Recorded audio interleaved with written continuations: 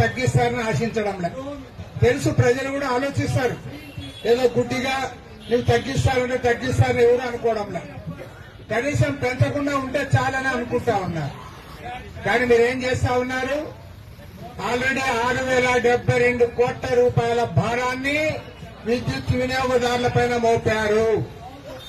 పైగా మళ్ళీ ఇప్పుడేమి మరో 11,820 కోట్లు, 11,820 కోట్ల రూపాయల భారాన్ని మరోమారు మోపడానికి సిద్దమవుతా ఉన్నాం.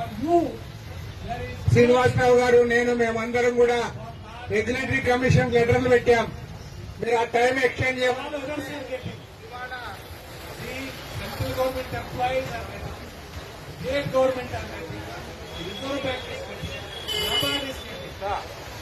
Overall sponsor mic